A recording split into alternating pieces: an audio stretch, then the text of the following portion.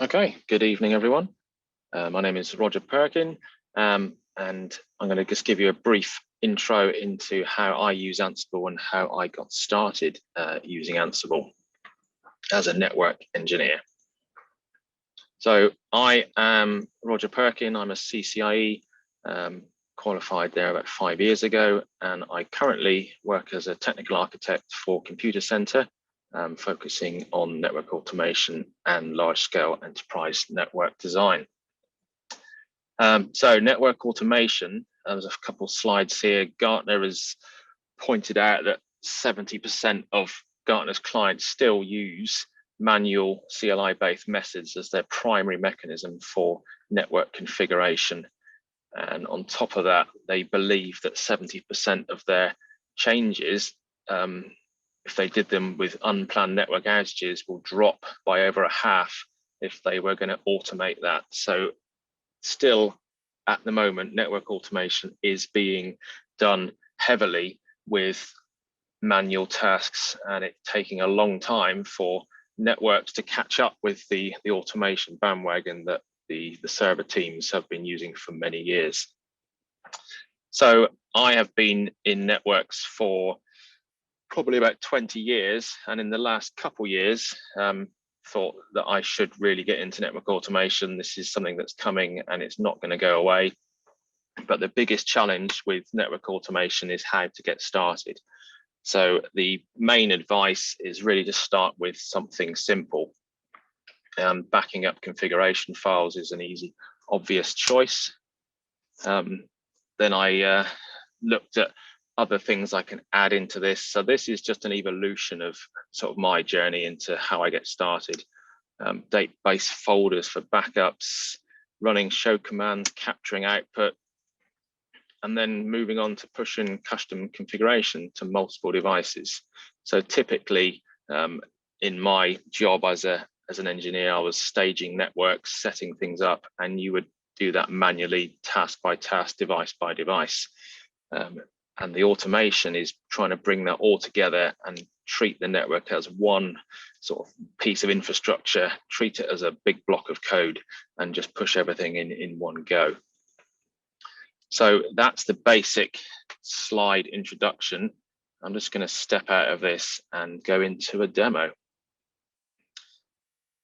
So hopefully we can see that screen okay. So Ansible is my tool of choice to get started with. It's a very easy to use tool, no Python knowledge required. And you can get started very easily. This is currently running directly on my laptop. And I started off, as I said, with the playbook to back up a configuration file. So just as a ground, I've got 5 virtual routers spinning in my lab at home here. And everything we're going to do is just going to hit those 5 routers and perform some very simple tasks. So my first simple playbook was connect in and back up those devices. So we define those devices. So these are the IPs of the devices that I'm going to connect to. And I've got a simple playbook. And currently this one's called play 1. And this will just connect out to each device and take a backup of the configuration. So if I was staging equipment on site and we put a lot of devices in, we could walk away at the end of the day, and before automation, we'd have had to connect to each device one at a time, take those configs, save them in Notepad, create files. But I've got a folder here on the left. You can see I've got the LonondIAC folder, and in there's a backups folder, and I've now just dropped in 5 files. So this is the backup for each router. So that's quite a simple task. That was easily done. 1 click, 5 configuration files backed up. That could easily be 500. You know, it's this scales so well. But that's great, but there's no sort of checking back. This just overwrites. If I do this again and I make a change, there is no tracking of what happened before. This just goes back over. So the next playbook that I moved into was one that would create some folders for me. So this was creating a folder structure within my backups folder. So I can make, if anyone is interested, this code available on GitHub later, so you can dive in and look at these. But this just takes today's date, creates a folder for today's date, and then puts all the backups in there. So currently backups here, these are 5 single files. If I now run playbook 2, same task, connect to the routers, take the backup, but you can see within Ansible now, it's now created a directory. That's popped up there, that's today's date. And within that directory, I've got all the files. So that's one step forward. We're moving. The third playbook, we then moved on to actually taking commands and other showed commands. So within a network, there's various show commands that I could issue to check the status of certain devices, what's happening. And in my playbook now, I've got a whole list of commands that I could send to the network devices. These are all the ones I've got at the moment, and they're commented out for the ones I don't want to use, but for the commands that I wanted to fire, I would put them in, and this would now send these commands to every device. And on top of that, we're now delving into Ginger 2, and I've got a little template. Where's my Ginger 2 template?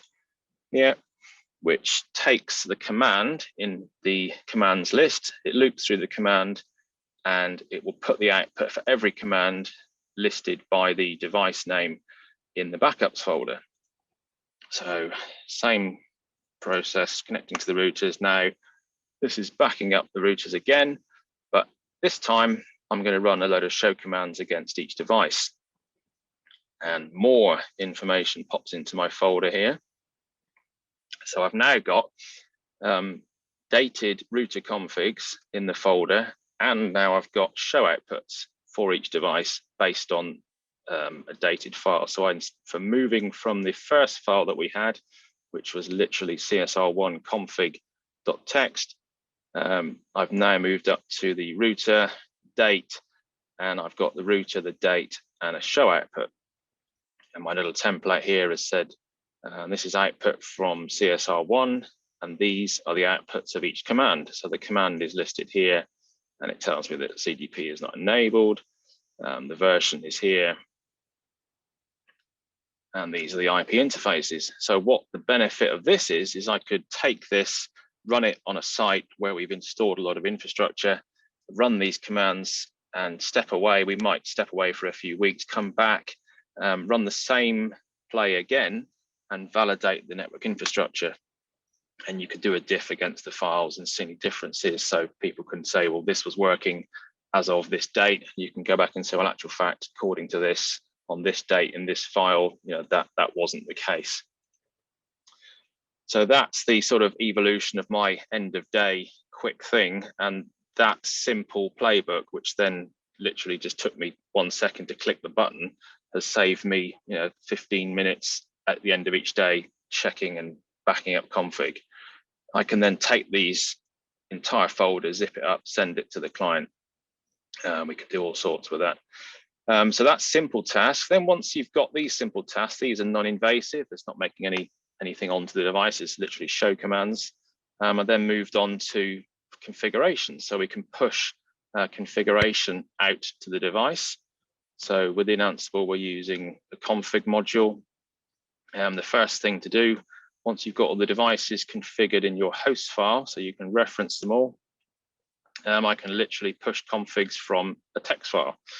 So simple, very simple config file. So I can type Cisco commands in this config file. So I want to shut down this interface and no shut that interface and add this username.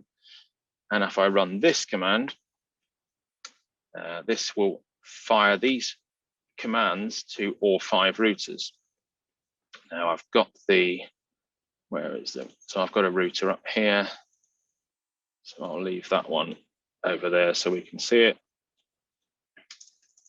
And this is just showing the device I'm connecting to. So now I am going to say the playbook push text. So again, the benefit of this, it's only 5 routers, but if I had a collection of switches that we wanted to push one command onto each device, literally that one click, I know 100% that every single command has been pushed and has worked, and we've gone yellow, so I know that that's all changed. So now if I go back into my device, I see that I connected here. I can say show run include username. And I've now got a username in here called Steve. So that's very simply pushing config out to all devices. Now that was from a text file. The next level up from that is actually using a template. So again, we target my routers, and I'm using the Ginger 2 template here as a source. Now my deploy template currently is very small, but this could be an entire router, entire switch configuration. And I'm saying I want to run the command NTP server, but I want to populate it with a variable called UK NTP server. The host name is going to be configured, and I want to configure that with the variable of host name. So these variables are then configured under the group variables and the host variables. So we can go into the host variables, and CSR1 has its name, CSR2, 3, 4, and 5. And this would normally have a lot more information configuring all the data. So if I now push this playbook, the playbook, so this one is called push template. So this is now using a templatized system to push configuration out.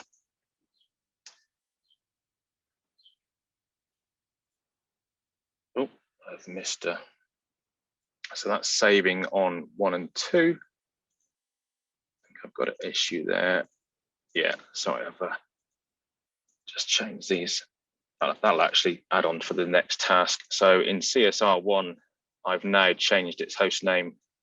As you can see before, it was CSR1 Ginger, and the host name has now reverted back to CSR1. Now all of this can be elevated up to different levels. So I don't want to be typing UK NTP server into every single device. We can go up one level to the group variables, and I can just have one value called UK NTP server, which would do the same for every device in the group CSR routers. And that, in a nutshell, is the basic sort of level of evolution of my sort of journey to get started with network automation. And once you have the building blocks in place, where you go with it from there is entirely up to you. So you can just decide that this is as much as I want to do, and this served me very well. You know, for a good year, I was using this just daily, just whenever it's needed. New customer, configure some basics in here, and just get the devices in. As long as they're listed in the host file, I could connect out and work very well. So I'm just going to step back into my presentation and go into here, current slide. So once we've got the basics done, what's next? So as I said, we expand the use of the Ginger templates, build out those configuration files that they would include an entire router configuration, entire devices. And the main one that network engineers also a bit scared of is using Git for source control. I know a lot of you probably use Git for your entire life. For network engineers, Git is quite a new thing, quite a scary thing, but using it, having all these config files and all the templates version controlled is such a benefit for network engineers that the biggest challenge is actually getting that over to people to say, look, try Git, it would be fantastic. And then another amazing use of network automation is for zero touch provisioning, where we can just take a device that's failed out of the network, plug a new one in, and then based on a variable within that device, either its serial number or some way of identifying it, we can then get that config pushed to the device and bring it back online with the infrastructure that you've got built around that. So that was my brief journey into network automation. Of course, there's a lot more to find out. If you'd like to discover a bit more about me, I've got a website where I blog quite a lot about automation and different tools I've come across at rogerperkin.co.uk. On Twitter, I'm at Roger and Perkin, the LinkedIn profile. I've also done an Ansible Basics course from INE, and I write an Ansible for Network Engineers course off my website. They can all be found here on rogerperkin.com/courses. And I've also got a YouTube channel, so if you just look at my name, you'll find a lot of other videos, also digging into various different network automation topics. So that's that. I think we'll leave the questions till the end. So I'm going to hand back to Dennis.